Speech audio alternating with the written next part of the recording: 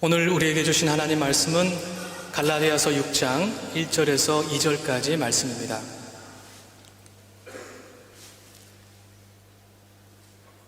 형제자매 여러분, 어떤 사람이 어떤 죄에 빠진 일이 드러나면 성령의 인도하심을 따라 사는 사람인 여러분은 온유한 마음으로 그런 사람을 바로잡아주고 자기 스스로를 살펴서 유혹에 빠지지 않도록 조심하십시오.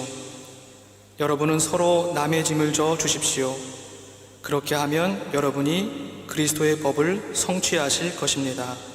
아멘. 하나님의 말씀입니다. 하나님의 말씀을 함께 경청하는 이 시간, 성령 안에서 하고 성령 안에서 은총의 시간을 주님으로 간절히 축복합니다. 생명수와 같은 하나님의 말씀이 우리의 마음과 삶의 문자로 흐르고 있어서 깊고 깊은 성찰, 깨달음, 삶의 변화가 가질 수 있기를 간절히 원합니다.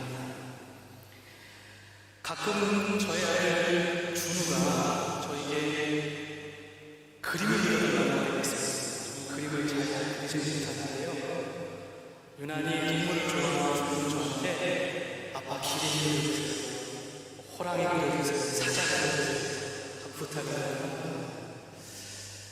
그림을 잘 못 그려가지고 언젠가는 호랑이를 그리는데 돼지 모양을 그려줬어요. 그래서 제가 되랑이를 그려줬습니다. 아무튼 그날도 성심성의로 그려주고 있는데 뜬금없이 얘기해줘요. 아빠 하나님도 그려주세요 이렇게 얘기합니다. 순간 당황스러웠어요. 하나님을 어떻게 그려줄까? 아마도 눈에 보이지 않는 하나님을 보고 싶었던 모양입니다. 그래서 저는 준우야, 하나님은 그려볼 수가 없어. 그림으로 나타날 수가 없어. 너무 이 종이가 작기 때문에 하나님은 다 그림으로 담을 수 없는 분이다. 이렇게 얘기했습니다. 오늘 본문을 제가 묵상하면서 이런 생각을 했어요. 준우와에 대해서 들었습니다. 만약에 하나님이 사도 바울에게 다가가서 선생님, 예수님의 사랑을 그려주세요. 예수님께서 전하셨던 복음을 그림으로 좀 그려주세요 라고 부탁을 한다면 사도 바울은 어떻게 그림으로 그것을 표현했을까 라는 생각을 해보게 됐습니다. 오늘 우리가 함께 읽는 속에서 사도 바울은 우리의 마음과 삶에 어떤 하나의 그림을 그려주고 있습니다. 예수님의 사랑, 예수님께서 전하셨던 복음에 대해서 우리에게 그려주고 있습니다. 그것은 바로 서로 남의 짐을 짊어지는 모습, 서로의 짐을 짊어지는 모습, 그 모습을 우리에게 그려주고 있습니다. 오늘 2절의 말씀은 한 목사님께 마음에 그리듯이 함께 읽어보겠습니다. 읽겠습니다. 시작. 여러분은 서로 남의 짐을 져주십시오. 그렇게 하면 여러분이 그리스도의 법을 성취하실 것입니다. 아멘. 서로 남의 짐을 짊어져주는 아주 정다운 모습이 연상이 됩니다. 저는 이것이 바울이 예수님의 사랑으로 복음이라고 했습니다. 이 짐을 짊어지는 의미가 그리스도의 법을 성취하는 것이라고 성경이 우리에게 알려주고 있습니다. 여기서 그리스도의 법이라는 바울의 표현은 신약 성경에서 이곳 갈라디아에서 나오는 아주 유일한 표현입니다. 이러한 바울의 의미는 구체적인 삶의 상황을 초시간적이고 초공간적인 그런 보편적인 신앙의 의미입니다. 여러분은 어떻게 생각하십니까? 아닐까요? 아주 구체적인 삶의 상황 속에서 바울은 이러한 것만을 얘기하고 있다고 저는 생각합니다. 그렇다면 바울은 어떠한 상황 속에서, 어떠한 콘텍스트 속에서 이 이야기를 하고 있는 것입니까? 우리는 갈라디아서 전체의 내용을 살펴보면서 바울이 왜 이와 같은 부분을 서신서의 마지막 결론으로 삼고 있는지를 깨달을 수 있습니다.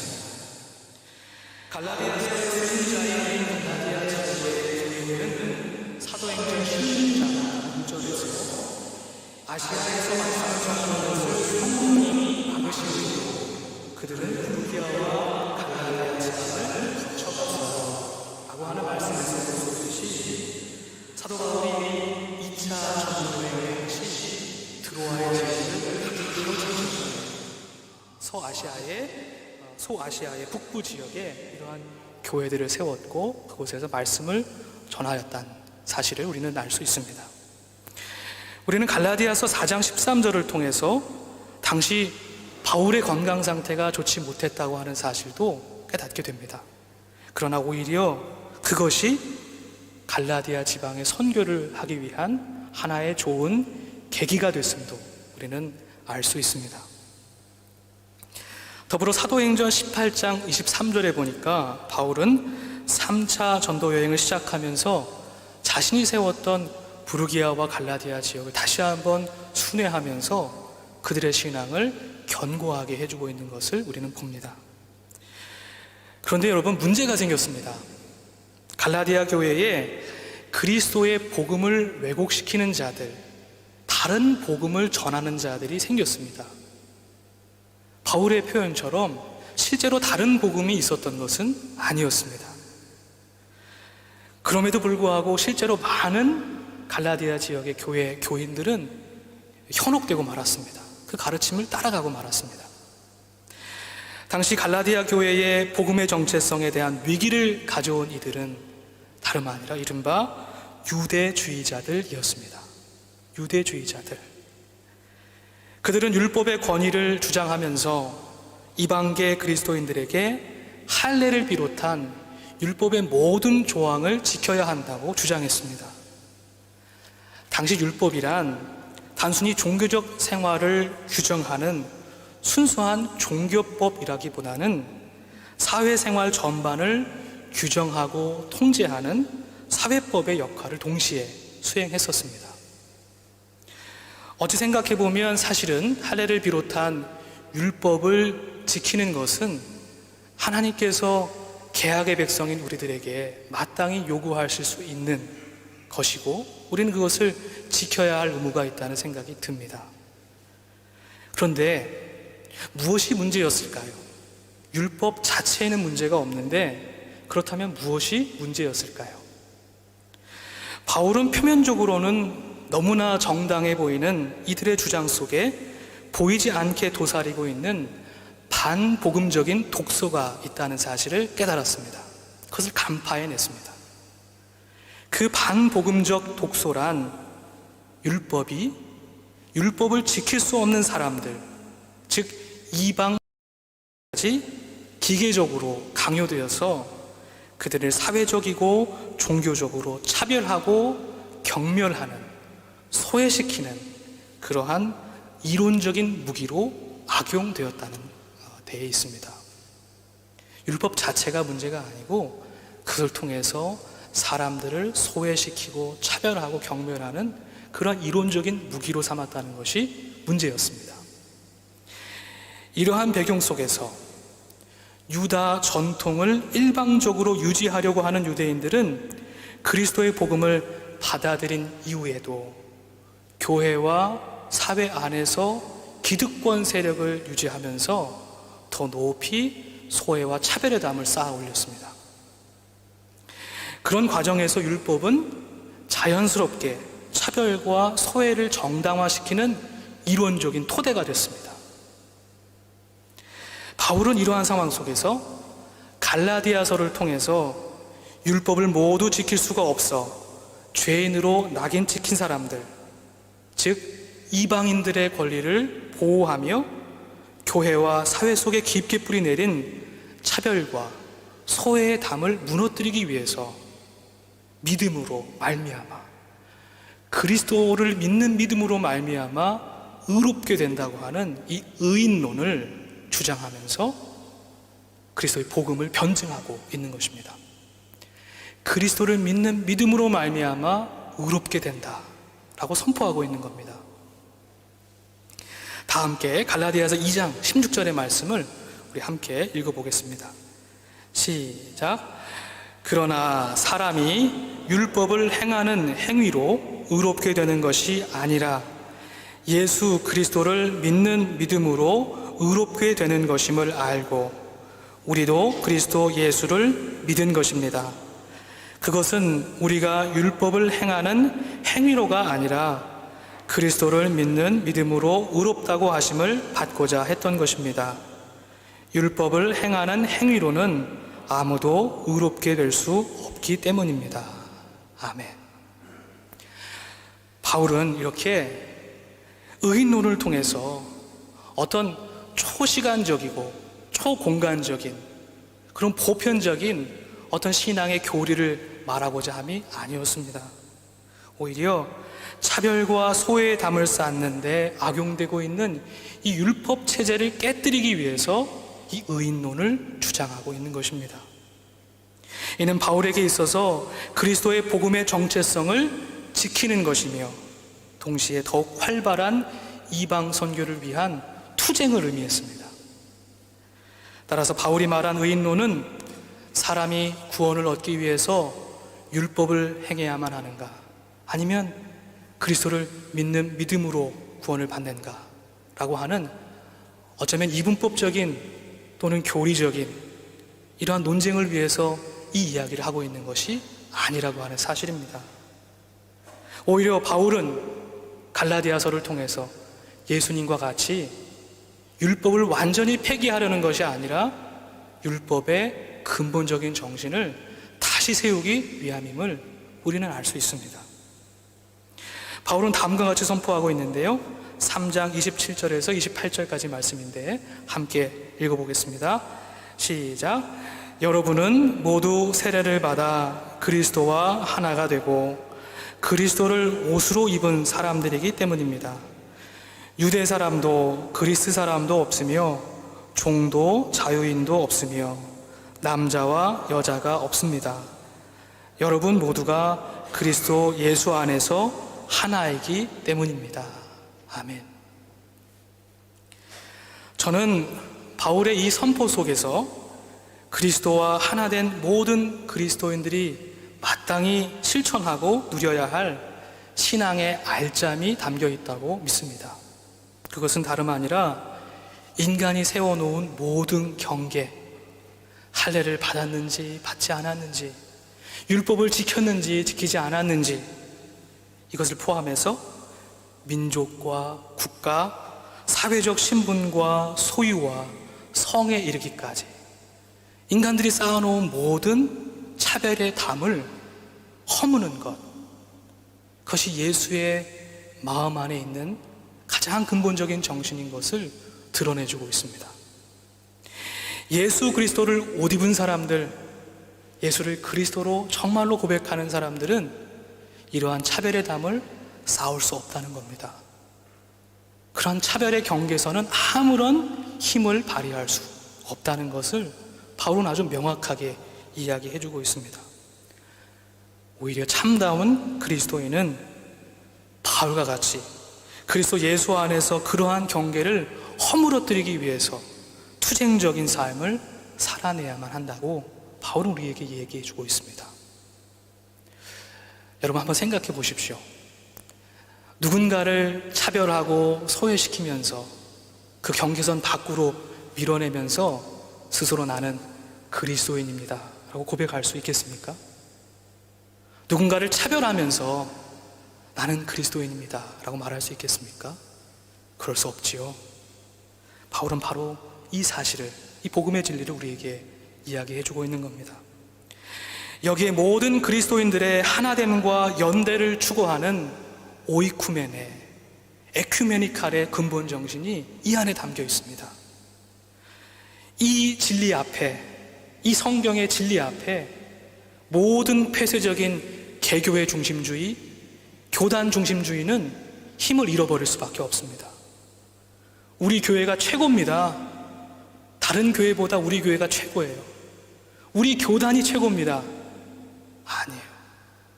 예수 그리스도의 진리 앞에 이러한 주장은 힘이 없습니다. 예수님은 그 모든 차별의 담을 허물기를 원하십니다. 화해를 이루시기를 원하십니다. 바로 이 말씀이 우리 교회가 독일 교회, 즉 노트키르케와 파트너 관계를 맺고 이웃 교회인 록슈테트 교회와 하나와 일치를 이루는 이유입니다. 이것이 우리에게 중요한 과제인 이유입니다. 이것이 바로 에큐메니칼 운동의 성서적 근거라고 저는 믿습니다.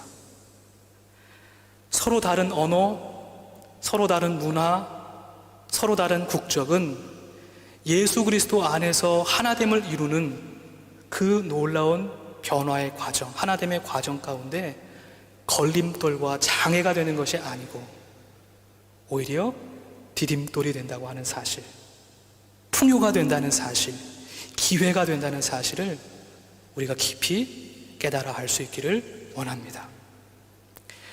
이제 바울이 칭의론을 통해서 말하고자 했던 그 믿음의 내용이 분명해졌습니다. 그리스도를 믿는 믿음으로 말미암아 의로워진다고 했는데 그 믿음의 내용이 무엇인지가 아주 분명해졌습니다.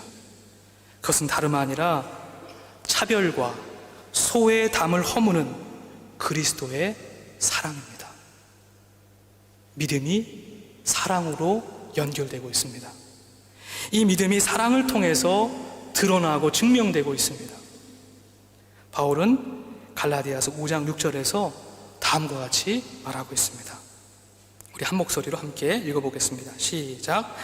그리스도 예수 안에서는 할례를 받거나 안 받는 것이 문제가 되는 것이 아닙니다. 가장 중요한 것은 믿음이 사랑을 통하여 일하는 것입니다. 아멘. 가장 중요한 것이 무엇이라고 말하고 있습니까? 믿음이 사랑을 통해서 일하는 거예요. 사랑으로 역사하는 믿음. 바울은 이것을 가장 중요하다고 우리에게 얘기해 주고 있습니다. 즉 하나님과의 관계인 믿음이 이웃과의 사랑을 통해서 증명되어야 한다는 겁니다. 나타나야 한다는 거예요. 그럼 거꾸로 말하면 어떤 뜻입니까?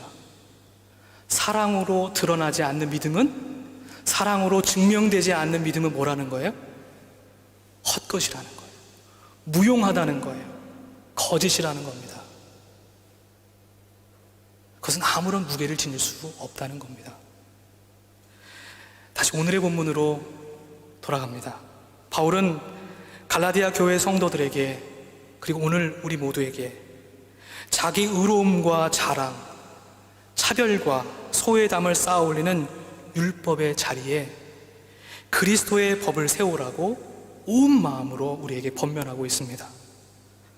바울은 그리스도의 법을 성취하는 방법은 구체적으로 서로의 짐을 짊어지는 것이라고 우리에게 말해주고 있습니다. 사랑하는 성도 여러분, 우리 옆 사람을 한번 바라봐 주시기를 바랍니다. 우리 이렇게 한번 인사해 봤으면 좋겠습니다. 결단하면서 서로의 짐을 함께 짊어집시다. 아멘입니다. 아내는 남편의 짐을, 남편은 아내의 짐을, 자녀들은 부모님의 짐을, 부모님은 자녀의 짐을, 목회자는 성도들의 짐을, 성도들은 목회자의 짐을, 우리가 사랑으로 맺어놓은 모든 관계 안에서 서로의 짐을 나누어 짊어지는 그러한 사랑을 실천해 볼 수 있기를 간절히 원합니다.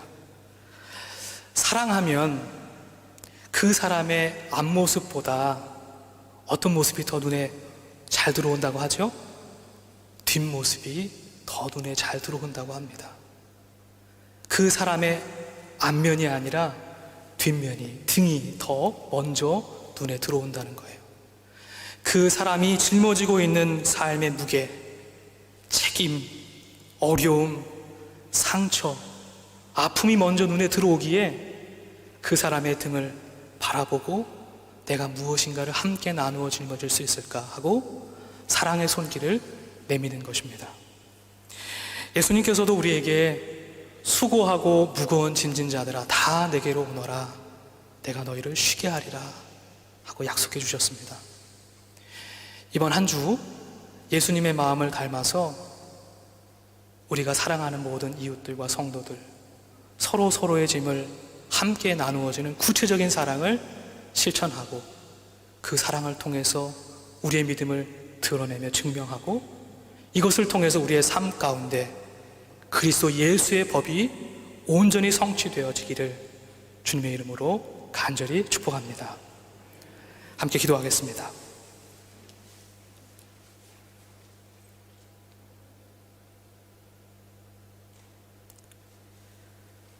사랑이신 하나님, 말씀을 통해서